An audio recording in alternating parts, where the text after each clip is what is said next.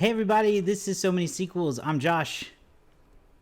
I'm Garrett. And I'm David. This week on the show, it's all about Uncut Gems, our final movie of A24 April. David's pick. David, why did you decide to stress us out like this? Well, it all started with I had many conversations in my head when we decided to do A24 April, all A24 movies for the month of April. I threw out a whole bunch of movies that I thought about doing, and for whatever reason or another, none of them really just worked. And I really liked the movies that you guys had chosen to go with. Well, at least I liked when you told me about them. And then I just kind of looked and I was like, what's A24's biggest movie that they've ever done? And from what I could tell at the time, it was kind of Uncut Gems. It was one of the more high-profile ones they did. It had Adam Sandler, so I was like, at least there's familiarity. At least I can go in and I'll recognize Adam Sandler. Maybe I can get into that. So, really, I have just heard pretty good things. I've seen all the memes for the last almost 5 years. And so I just wanted to finally cross this off my list and find out what all the Uncut Gems were about. I wanted to find out if there even were Uncut Gems. That was the biggest mystery to me. I was like, are there even gems in this movie? But There were. Well, what did you guys think? You guys had seen this before. Yeah, I saw it when it came out. I went and saw it by myself, I believe. And it really stressed me out a lot the first time. I was just a total nervous wreck when I was in the theater watching it.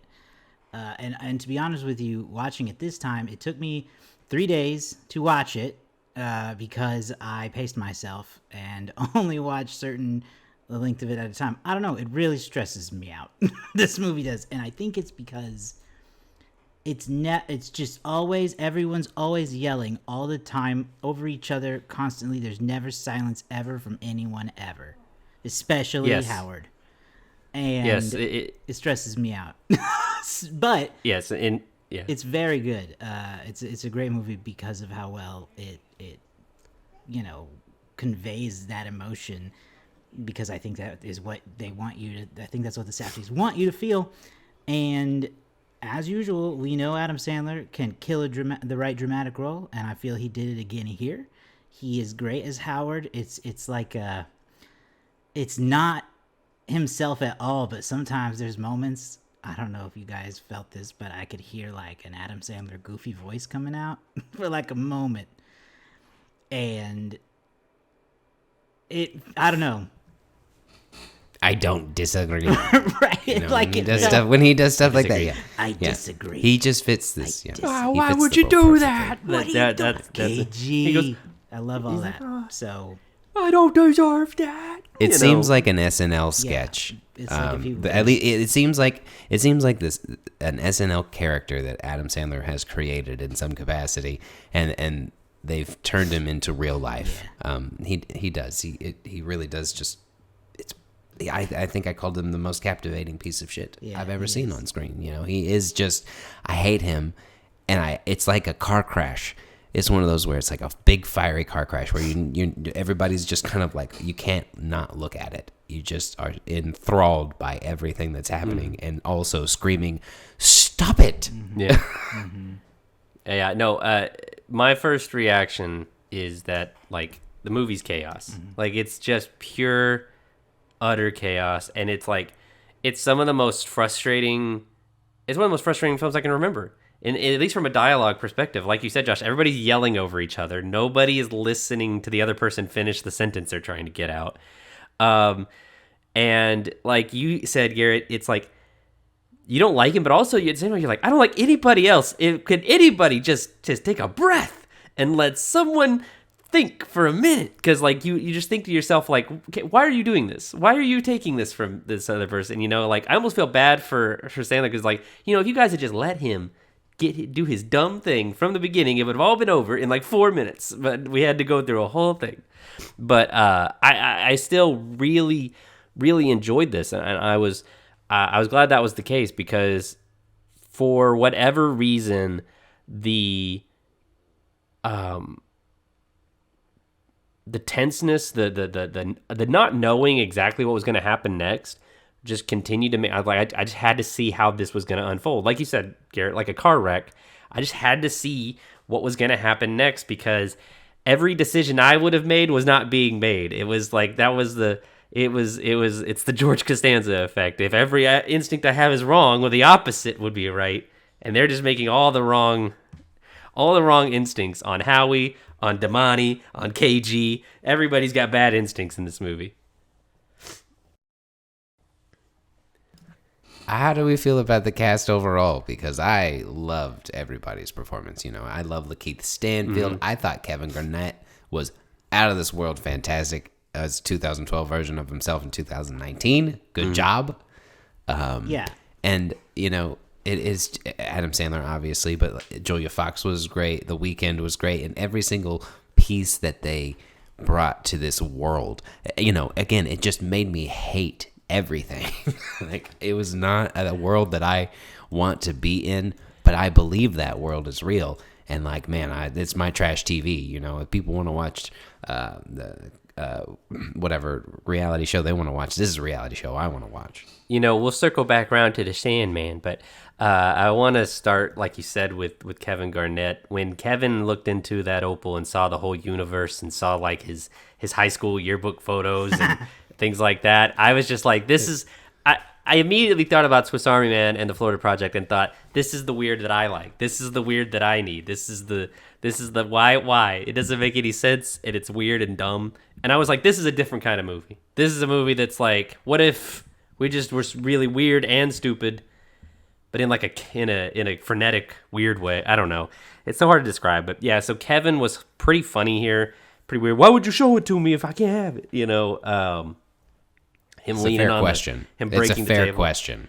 But also just like, I love, I like how simple the role called for him to be, but also like how he wasn't too proud for this role to kind of make him look like a bit of an idiot at the same time. Like he came across kind of intimidating, but also like, I don't know.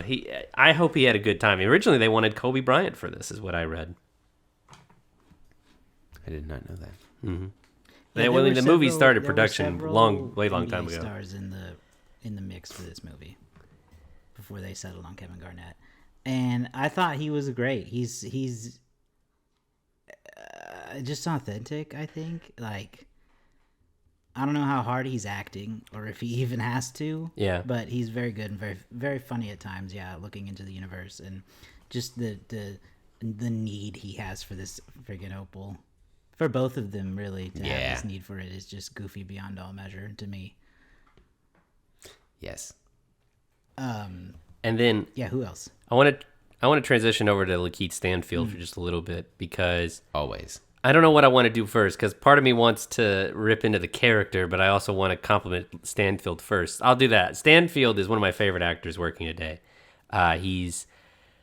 The funny thing about him is that he gives such understated performances. Like he's not like crazy or over the top or anything like that. Like almost every performance he has, he looks like a guy who's thinking more than he's saying. And that's not always an easy thing to convey, but I thought he was fantastic in this. Now his character Damani, I'll never get that super bright orange shirt out of my head from the Blacklight Party. Like that's burned in my TV, I think. And 2, Damani's no help, man. This guy was the worst help of any friend, and he would he's on the phone. They're on the phone. He goes, "You got it," and he's like, "Yeah, I got it." Go bring it to me, and then they gets there, and he goes, "I don't have it." And it's like, "Why did you say you?" I was never more with Adam Sandler than in that moment. I was like, "Damani, you said you had it. You drove all the way back from Pittsburgh with nothing." Like it was so frustrating. They're all about themselves in this movie, and that's what I love. I mean, that to truly not. I mean, everyone is so hateable, which really leaves me like, there's no wrong move to make, right? Mm-hmm. You can do anything to these people, and I'll be okay with it, right? You want to send them off into the sunset? All right, whatever. They were fun. They gave me an entertaining ride. You want to give them an ending that we can talk about later? That's even better. but everyone is just so damn selfish and just out for themselves, and it truly is wonderful to see each person play it and for which reason. For Damani, he wants to be in Kevin Garnett's circle. He's gonna let Kevin Garnett keep that opal. Kevin Garnett long term bigger bank than Howard, but he needs Howard right now with the watches and stuff. So he's gonna lie his way through. And then what is Howard gonna do? He also still needs the opal, so he knows that. So he's just playing that game, and it's fun to watch. I'll tell you what, though, when Damani poured whatever it was, the Gatorade and the fish tank, I was like, that's cold. That's too much. That's too much. Beyond the pale. Yeah. What did you think of Stanfield this, Josh? Watching Howard scoop him up in his little whiskey glasses. Not the fish. Not the fish. Not fish. Oh, come on. Meanwhile, he's on the phone with his proctologist. She's a little more understated in this movie, but I feel like I gotta at least name check that Idina Menzel plays Howard's wife in this movie, though she doesn't have a huge role. But she's one of my favorite characters, her and her daughter, because they are the only people who don't deal with his shit. And he tries so hard to do his charm, and they are just like, no. And they let him, but they let him be. And that is the most fun thing, is they let him think that he's doing his thing, and they're just like, you're such a dope, man. We don't have anything to do. Get out. And the way that she just laughs at him and makes him feel bad about himself is really one of my favorite parts of this movie. No, Idina pulls off sort of like she's very like glamorous and very like in charge in this movie, while at the same time, like I don't know, like she also seems like she would cut someone if she had to, like it's a very fine line she walks in this movie of being also threatening in her own way, but above what her husband is doing.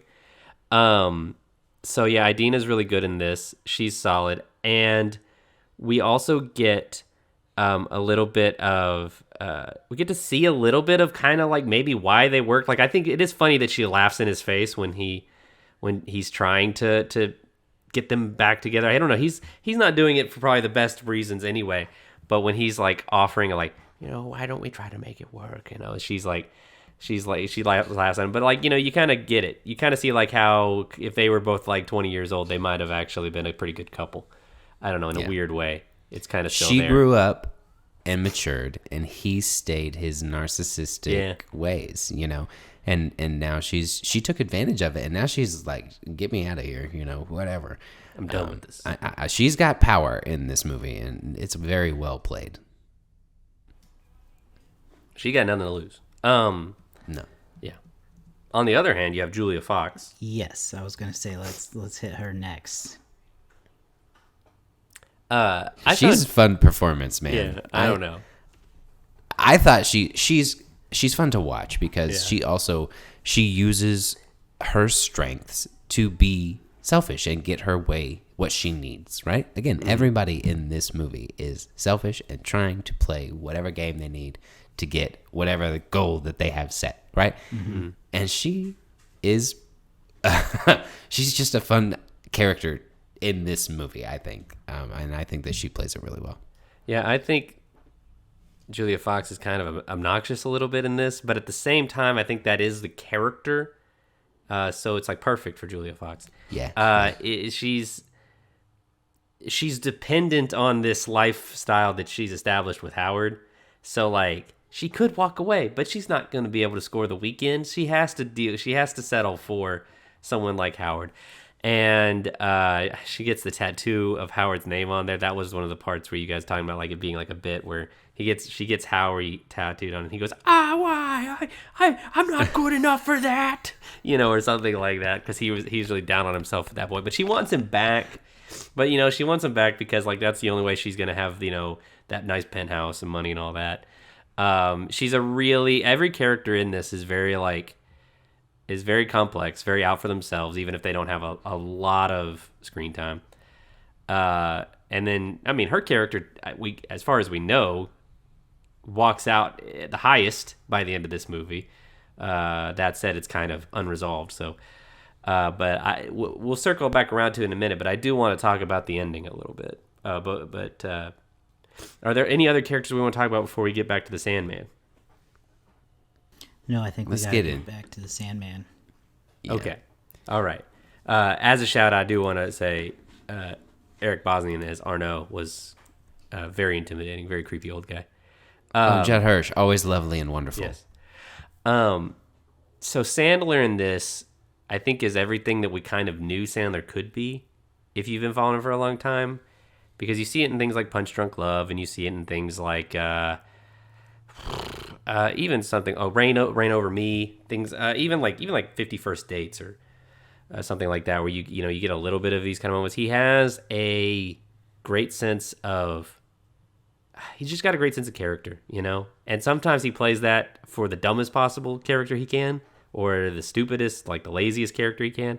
But he's got it. He's got the ability. I wish that I watched an interview after he did this, what he did with Brad Pitt, and I felt like it almost seemed like he was too intimidated to talk to Brad Pitt about acting, to really let in what his mindset was for this character. But I don't know, he just nails it. He gets it exactly right. He's sleazy. He's he's sort of smart, but he's stupid at the same time. It's just such a it is such a fascinating character, and I think he really threads the needle with it. Yeah, he's the driver of this movie. He is the one that is just on the edge of my seat with what kind of stupid thing are you going to do or say next? I just genuinely don't know where you're going to go, because one thing that I always enjoy about A24 movies is they pivot in ways that I don't expect.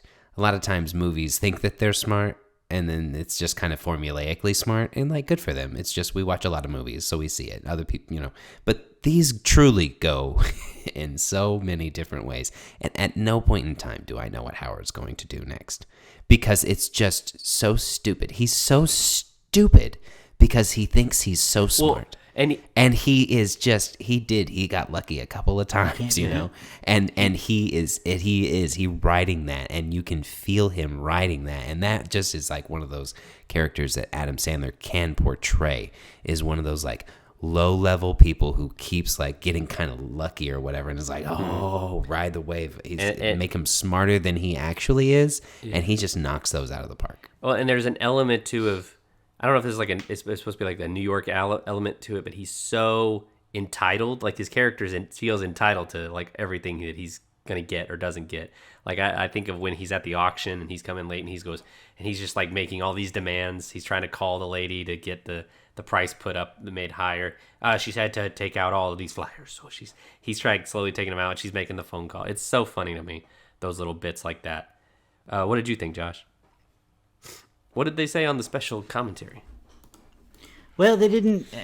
I didn't get to finish it, so I can't say all of it. I know that they actually tried to get. So this was a long gestating project. They had their first script for Uncut Gems around in 2012, and they approached Adam at the time, and he actually declined and said he wasn't interested in the role then.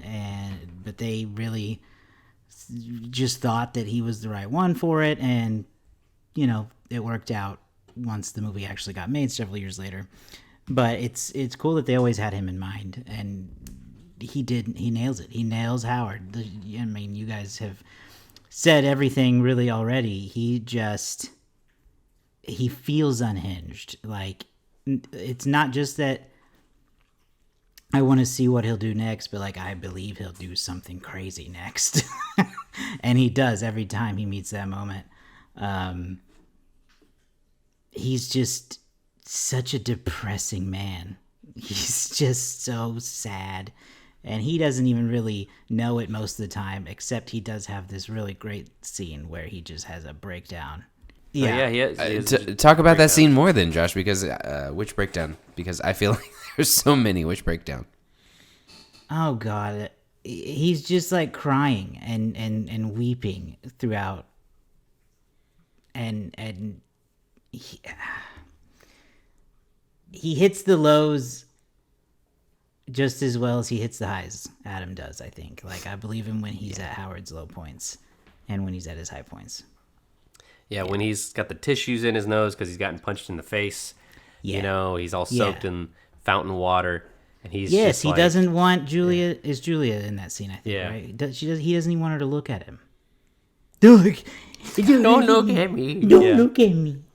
That relationship again. I think that's why I like that Julia Fox character, because she's very complex, and she, you know, Howard only likes her as a status, right? Like he's got a family, he's got all of this, he's got the wealth.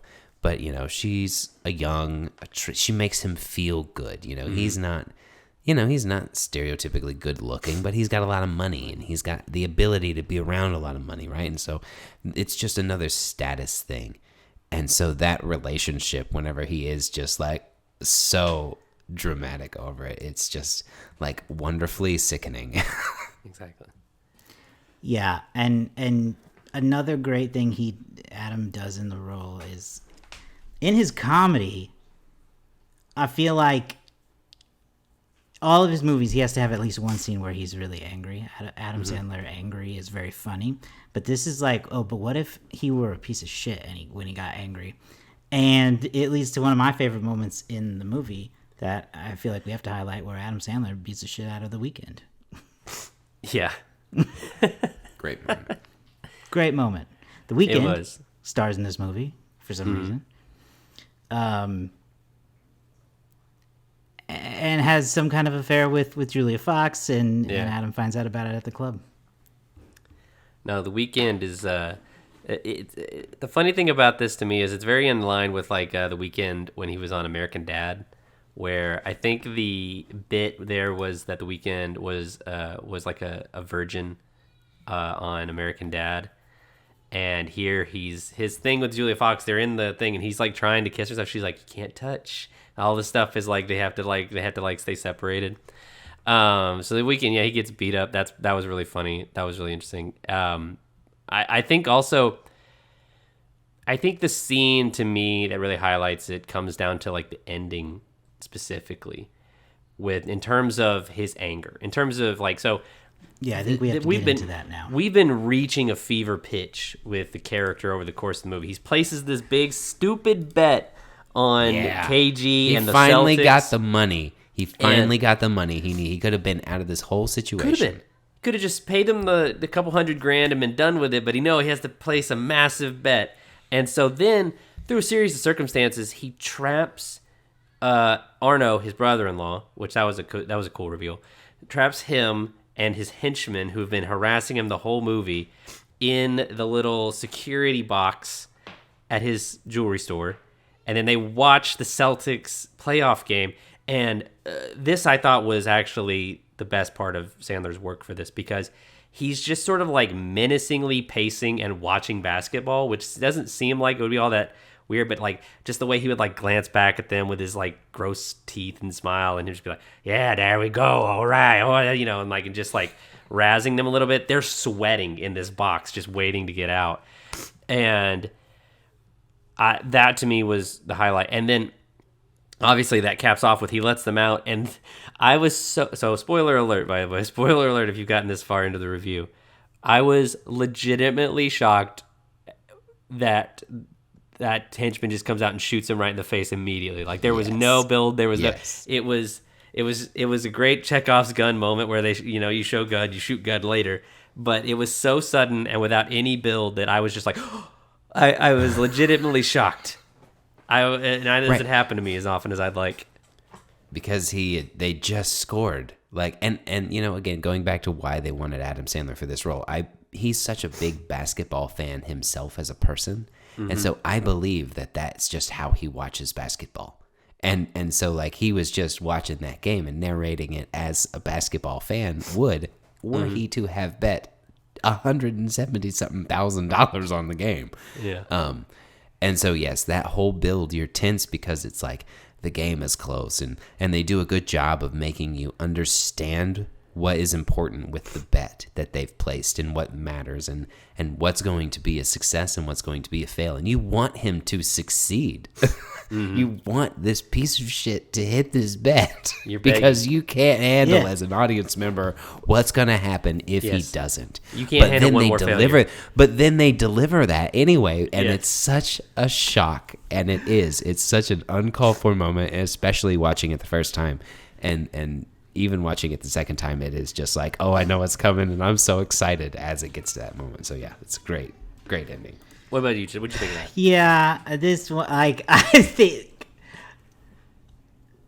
I remember just being so exhausted watching it the first time.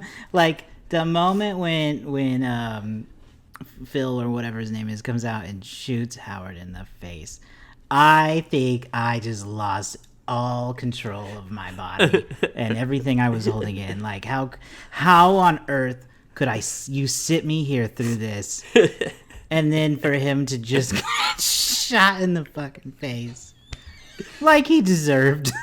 Yeah, it is he the did. perfect That's the ending thing. for He this deserved character. it. Yeah, Is the perfect he ending had for been this character to go out having just won this ridiculously stupid bet. Like, dude had a smile on his face.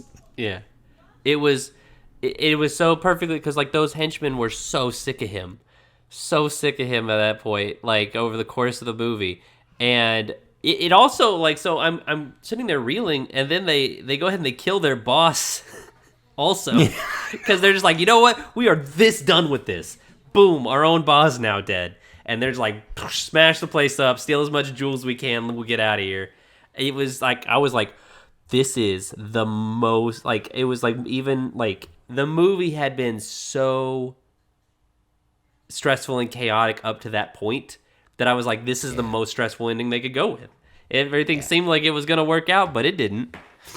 And you know what? That is, again, the perfect ending for this, because where else could this character have gone as a human being, right? He's just continually chasing a high, and he literally got the highest of highs that he could have gotten, and I don't know where else, the danger that he could have gotten into. So for him to go out at that moment was the moment. It would have been weird for Arno to come out and be like, hey, man, you did it, and they hug, and then Julia shows up, and he goes, here you go. Here's $200,000 just to make you feel better. And now he's got another 800 or whatever. You know what? He would have just lost it immediately somehow. He would have immediately screwed it back up. It just And then the movie ends zooming into his bullet wound, and then back into the universe, back into the I don't know microscopy or whatever that form of. We need Andrew here to tell us about film style, photo styles. But it's a ride for sure. Let's get into our final thoughts of ratings here. I gotta say, it's super stressful still upon repeat viewing. Wild story though, great performances. It's 4 stars for me, and I'd rather not watch it a third time. I think Just that's probably doable. Sake. That's probably doable. What about you, Garrett? Oh man, I enjoy the chaos. I appreciate it. It is so much fun, especially to talk about afterwards. You know, during it, it's like, you know, I'm appreciating what is happening, but it is kind of like, you know, there's a lot going on and it can be a little stressful. But it's afterwards. It's the reflecting on this movie and the thought that goes into it when my smile happens and I just really skyrocket. So, you know what? This conversation has actually increased my rating. I had a 4 stars, and I'm going to give it a 4.5 just because of the excitement and fun that I have watching and thinking about this movie. That's great. I love it. For me, first time viewing, I gotta say this was the high point of A24 month for me. I'm gonna join Josh and give it 4 stars. Because it was fun, it was frenetic, it is such a stressful form of. I don't mind overlap dialogue; it can be very useful in film, but this was to such a frustrating degree that I don't know if I could watch it again in the same way. Like Josh, I might have to watch it in segments or something. But 4 stars. I really enjoyed it. So this was the perfect cap for me for A24 April. All right. Well, then we are ending A24 April on top, I think. This has got to be our best collective review of the month, I think. 2 4 stars and a 4.5. Very exciting. Let's switch gears here and play the Letterboxd game. Start thinking about what we think the Letterboxd community thinks of this movie, and we'll wrap up the show. Okay, it's time for our favorite part of the show, where we get to look into the minds of our favorite social media website, Letterboxd, the one that doesn't have crazy people saying crazy things about real things. Just about movies. You can have crazy movie opinions. I don't know. Some of those reviews that you read, we got some crazy people saying some crazy things, but it's fun stuff. Yeah. It's fun stuff. It doesn't make me, Usually it's related to the wonder movie. about their basis in reality, like other social networks do. But Letterboxd, you can follow all three of us there and the show. So be sure you do that. Every week we read through some of the top reviews on Letterboxd. Some are thoughtful, some are funny. And then we're going to take a guess on a 0 to 5 scale on where we think this movie's going to end up. So to get things started here, let's talk about some of these reviews. First, right off the bat, 5 stars from Matt Singer. It's just too bad that not a single member of the Academy watched this movie. If they had, Sandler would have been the first unanimous choice for Best Actor in the history of the Oscars. What a waste. Can I comment on that real quick? Yeah, comment on it. So Adam said that if he didn't get nominated for Best Actor, he would follow up by making the worst movie ever. And you know what? Didn't get nominated, and he kept his promise, and he gave us Hubie Halloween. Truly a mistake. 4.5 stars from Patrick Williams. If you're looking for a movie that will stress you out so much you'll claw the skin off your face, this is the one for you.